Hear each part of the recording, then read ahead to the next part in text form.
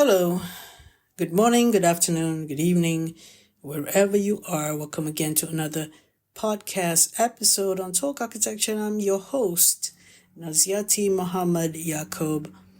I am going to continue the discussion on the game changer and doing away with the Master of Architecture course, a Part 2 course, in the traditional three-parter, which is Part 1, Part 2, Part 3. Now, looking at it this way, telling the story this way, to do away with Master of Architecture course will allow for us to focus on what are the significant development that is happening. All traditional professional courses have a first degree, and then later you can go into specialization. But in architecture education, Part 2 is essential to become an architect. You cannot be an architect if you don't take Part 2.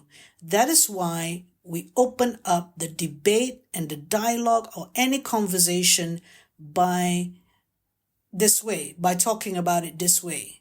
What if we take away Part 2? Now, a comment by someone who's following me on Facebook said that then we would be like engineering courses where we only have one degree, and then after that you can become an engineer with the prerequisite requirements of training and so on. We have that as well in Part 3. And the conversation started last year with ARB mentioning about these things, and they just want to have two parts. They just want to have the academic part and the practice part. And how they're going to do it is based on recommendations that will be outlined last year even, and certainly by this year, there will be much more concrete guideline on this by the Architecture Registration Board. Why are we talking about ARB, which is based in the UK, the registration board, for architects? Why? Because I'm talking about it because coming as someone who has been educated in the UK for my Part 1, Part 2, Part 2, and also teaching in Malaysia and the organization or the university that I thought was also interested or had obtained Royal Institute of British Architects Part 1 and Part 2. So I'm very much using these references when I discuss this topic of the game changer. Why is the game changer? Is because when you do something very significant in which everyone else, international schools of architecture or those getting validation from the RIBA or the ARB, of course, the schools in the UK, and even the architecture boards or registration boards of these countries would need to redesign or reconfigure their own framework or system.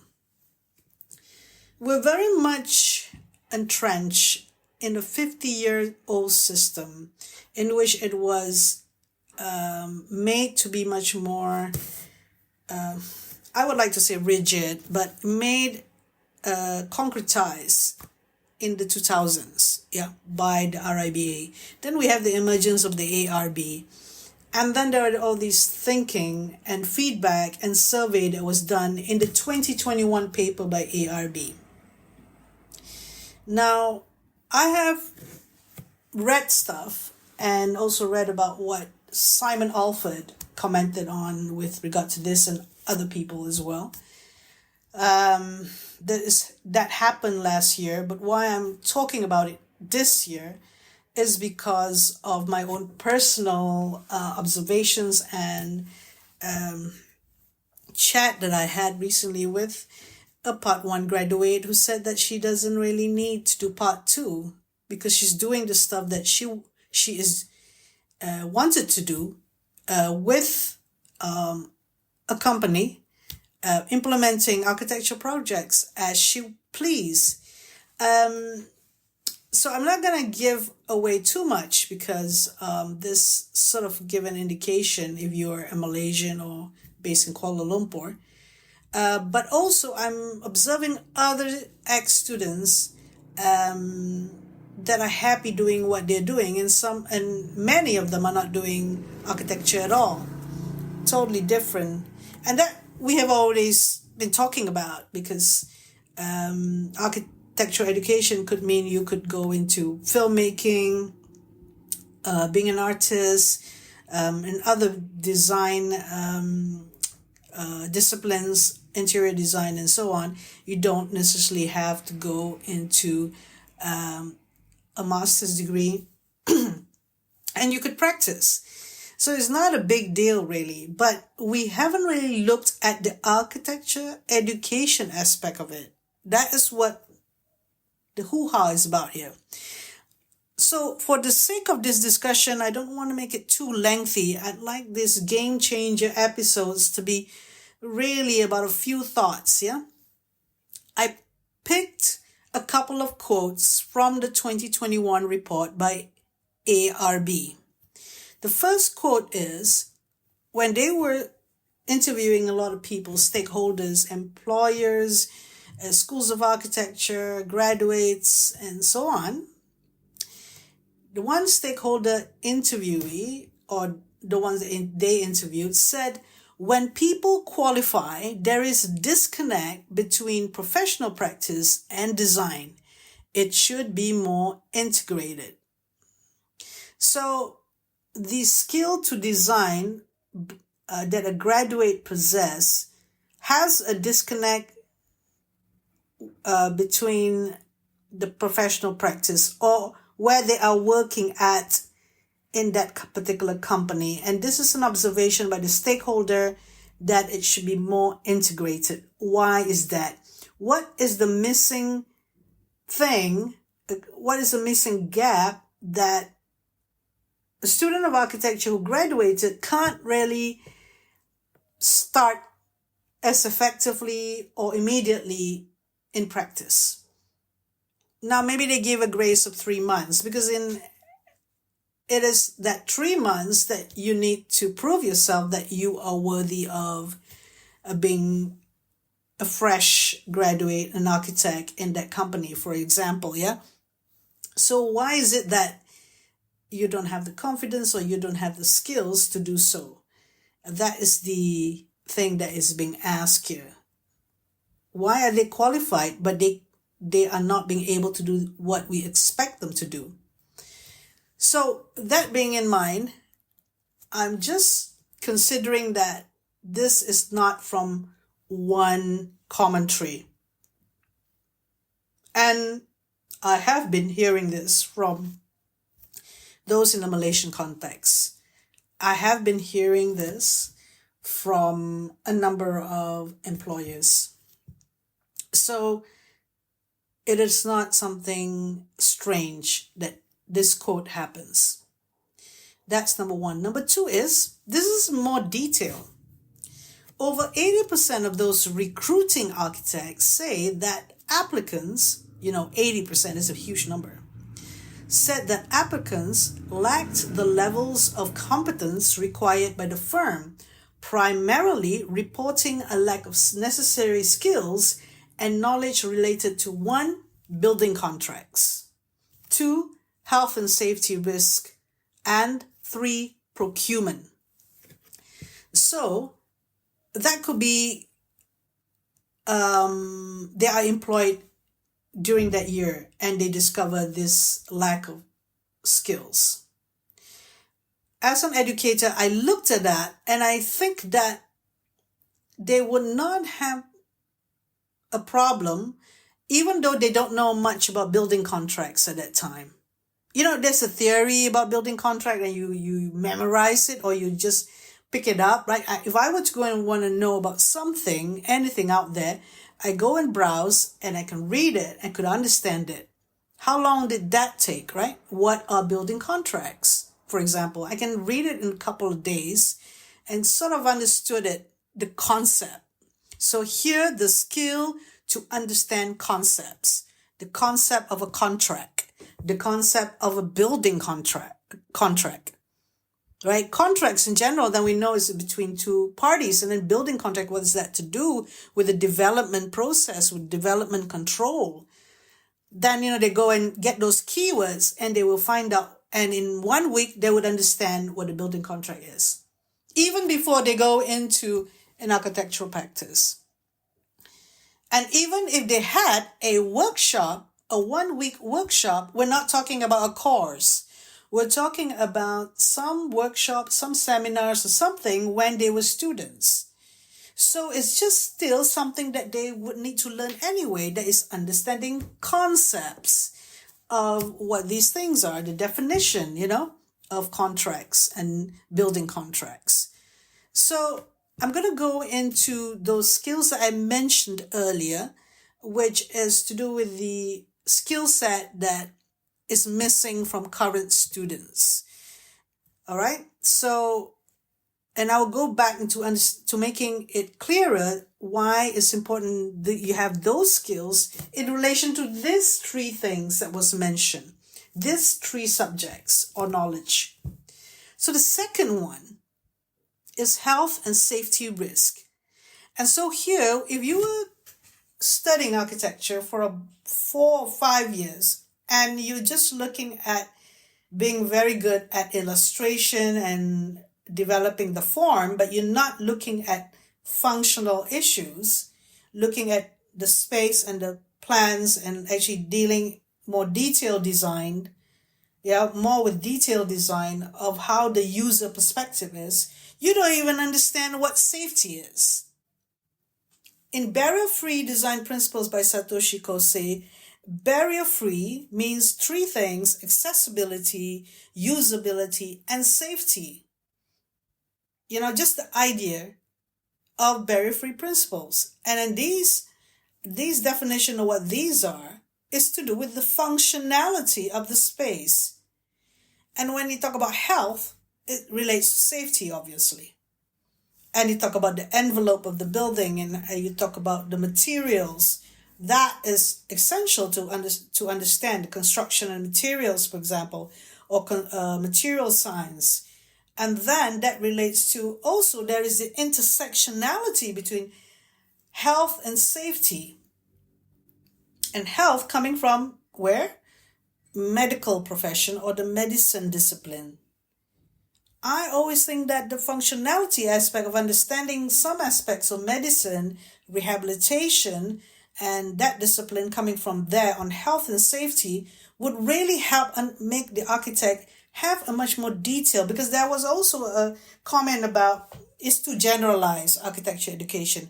You got to go, yes, you go broader, but then you have to go deeper as well. You have to understand even more. So these factors of health and safety could be learned while doing design in a way that the design project has a detailed design and more on functionality, in which I have an experience doing universal design elective courses, but they're elective courses. So if they were the primary courses, that would make the students be really aware of those health and safety risks.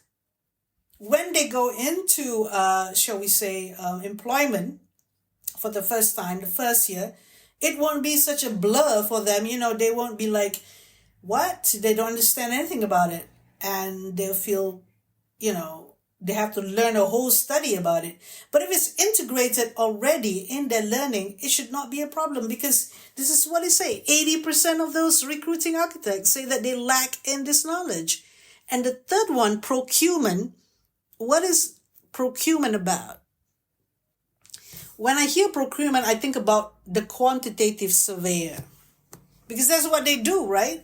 The quantitative surveyor, as I understand it, studied valuation, law, and there was another thing that he studied, which actually to do with a bill of quantities, right? Specifications. So procurement, they do a lot of procurement. They are the ones shall we say, easily go into project management, because a project manager needs to actually understand about the financial aspect of building something, building construction, right? And hence procurement. So why the architect don't understand procurement is because the specification, they don't understand detailed design. From detailed design, you would specify like a working drawing. If you have a course on working drawing, right? So the learning is not completed by the 5th year. There are a lot of other learning. So that's where the criticism lies, where, there's a lot of time, 5 years, but not really much learning or the relevant learning. So here we have 80% of recruiting architects, of those recruiting the architects, complaining about these 3 subjects. And this is, to me, really important. Now, for the 3 years, just say we have only 3 years, or 3 plus 1 years, the transition practical training of 1. So we have 3 years of theory or 3 years of design projects, right? So the idea that the architect come in from A levels or foundation course, they enter the first year. You don't necessarily have to make them do little tiny projects. They could do a much more conceptual and to do with master planning, because it could be doing with issues like the homeless people and how you can design some sort of a shelter, and going into details. You don't have to mollycoddle students, because you tend to mollycoddle students because there is 5 years to do it. Why don't mollycoddle them in the beginning? Make them do little tiny projects and art projects. No, you just go into architecture straight away, go into urbanities straight away. Then they will understand concepts. They have to read about why are people homeless? Why is a homeless problem? You just, shall we say literally, metaphorically, not literally, just throw the baby into the swimming pool so he can swim. And the swimming is like all sorts of things. They will pick it up. So I go back to these 3 set of skill set that is necessary for the architecture student, so that they could get it in the first year, they could get it in the second year, third year, and by the time they are graduating, they could easily be absorbed into the architectural company. And then they will be doing their professional practice, maybe a couple of years, and by the time you will minimize the 2 years of Master of Architecture, you will have somebody who can actually start practicing in the 3+2 practical professional practice course. So 3 academic course, 3 years, and 2 years of professional practice course. So these are the set of skills that in any project, in any way you are dealing with the theory or the practical aspects in the architectural school, if you are developing these skills, you will actually be able to be prepared for and be ready for to be absorbed into a practice. Then you have 2 more years and in practice, and then it is much less expectation of what you, of you, and you can have that, chance to go and get those skills while practicing.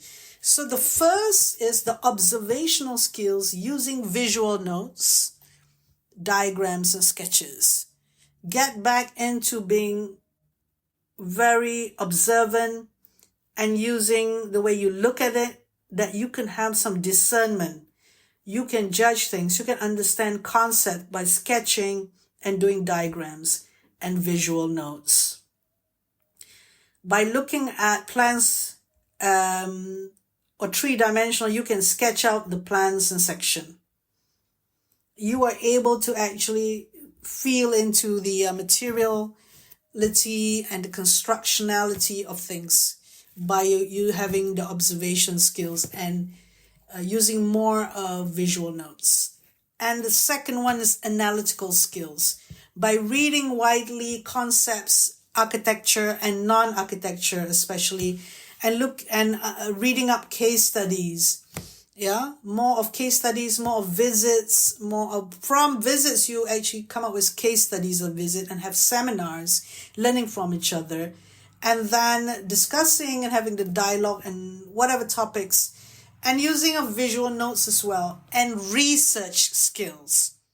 Some research skills are going to be very helpful in the analytical skills set. And thirdly, it is the critical skills. Again, reading widely, again, understanding concepts, and the ability to discern and know what is needed, what is required, building types, housing, landed houses or residential housing with complex, high-rise and so on. Number 2, public institutions or community buildings, schools, universities, colleges, and then we have hospitals, clinics. We have all sorts of types. And when you are critical, you're able to understand what is needed for each one.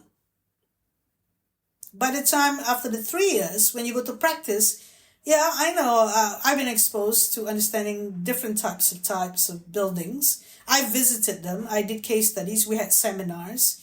And we'd even do projects on some of them. And I even in my 3rd year did a comprehensive design project, stroke something like a final project, where I look at the hypothesis and the design problems that come out of that particular project.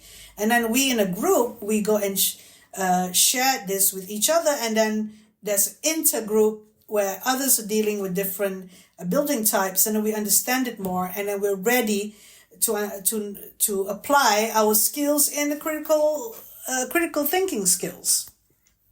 Yeah, critical skills and critical thinking skills. So I would like to say it again. There are 3 skills needed: observational skills, analytical skills, and critical thinking skills.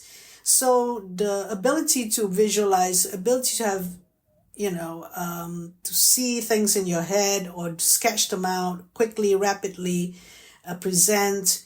When you're much more critical and you have some analytical thinking, you're able to actually, you can tell something about your project like a scientist, or you can talk about your project like an artist. So like a scientist, you'll be more analytical. Like an artist, you can be more critical. You can even talk about aesthetics and debate it to death. So there is logic in abolishing Master of Architecture course, or the part 2. Can't you see that? Because waffling about and wasting people's time and money to do a 5-year course is waste of money. And another thing is, after a 3-year course, they could choose to be going into the architecture side through the practical training at a couple of years, or they choose to do other things because they have all these skills to do other things. They can have wider choices. There are more setups, startups, and entrepreneurial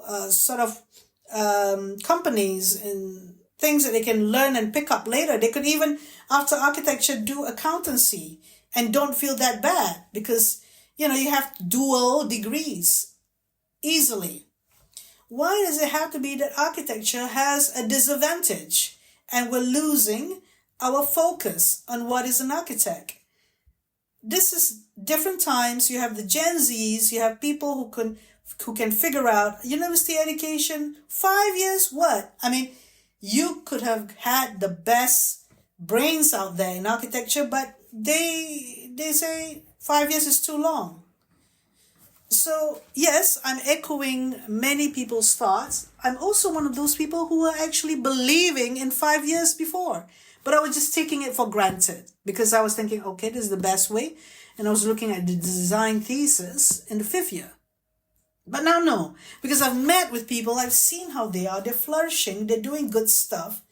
And they happen to have taken 3 years of architecture and entrepreneurs. They are CEOs of a great company that's doing a lot of stuff.